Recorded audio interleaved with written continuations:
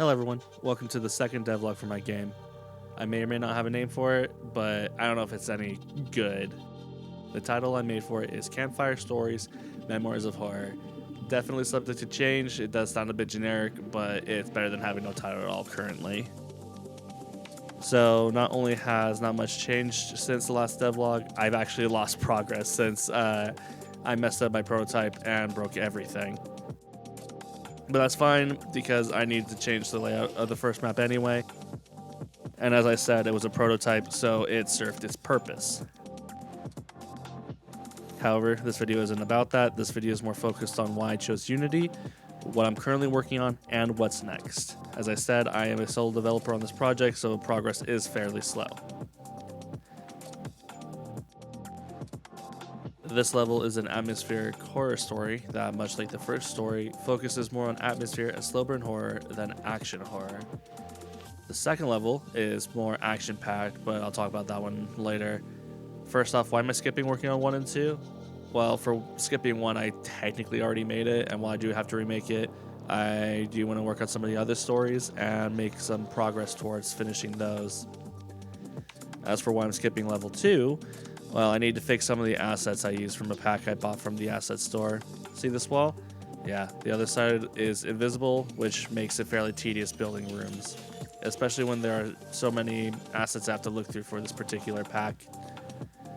Sure, it saves some rendering time and saves some resources, but it's tedious to build rooms, so I need to fix that. There's also something absolutely crucial that I need to do that every indie dev who uses assets should do. Make the assets your own. What do I mean by this? I need to, and by extension, you need to, make the assets look like something different than what came in the package you bought. Change the colors around, make some edits to the FBX file or anything like that. Using generic materials like wood, stone, cars, whatever is fine, since those are pretty much whatever, and no one will recognize you using the same rocks as like Red Dead Redemption or any other game. However, players can recognize an enemy, level, or character that has been used in other games, which can put some players off. For example, look at John Wolf's reaction to whenever he plays games that include HQ Residential House.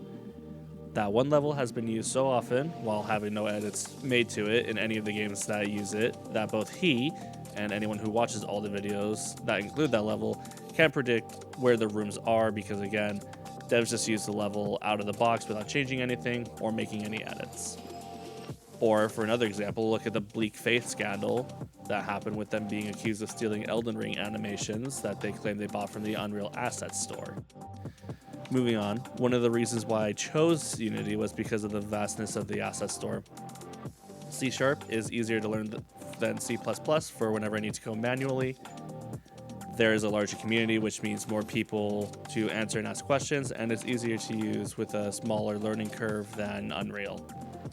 Of course, I may switch to Unreal in the future due to Unity seemingly not being able to keep up in some areas, and I've also had some frustrations while using Unity. But for the most part, I feel that I made the best decision using Unity first.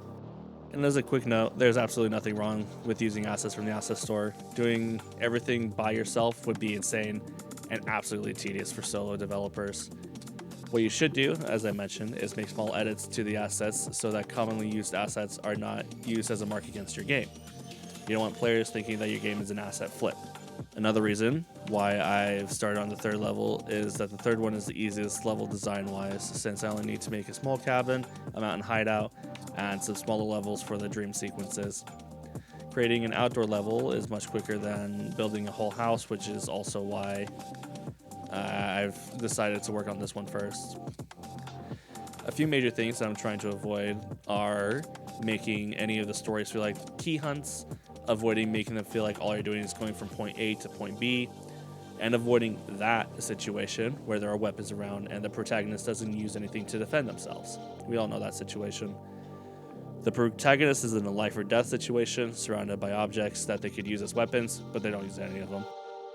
While I do focus on writing and playing metal, I can write for almost any genre, and I have a music channel where I post all that stuff I write and cover. I would like to say I'm a fairly skilled musician, so writing is going to be the easiest part of making this game. which is also unfortunate because making a game is equal parts technical and creative, and I would argue that not being able to code complex interactions is a detriment, which is where asset tools come in. As I said in my last video, I am using the Horror FPS kit and the components for HPFS kit to help make more complex interactions and gameplay, and of course the Emerald AI to help set up AI interactions with the player. I also worked on rewriting some of what happens in the third story, created the hideout level, and set up the loader, and worked on post-processing and lighting. The game is actually getting closer and closer to being an actual fun game. Story 3, which I've titled Dreamstalker, is getting closer and closer to completion.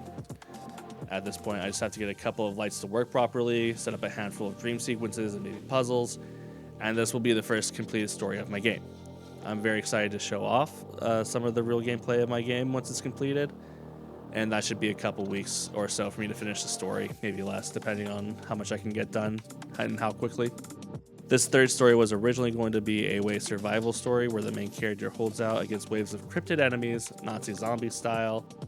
However, I decided that not only would that not be fun to do for several consecutive nights, but it would also be fairly difficult to implement in the way that I would want.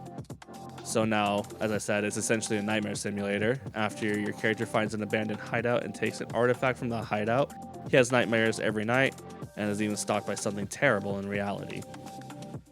And that's all for this one. Next time, I should have some gameplay to show off. Doing these bi-weekly is definitely not feasible, so doing this once a month should be more realistic. Of course, if you enjoyed, like and subscribe so that this video can reach as many people as possible. And of course, I release video updates here and on TikTok, so if you're at all interested in the game, then follow me here is the best way to get updates for now.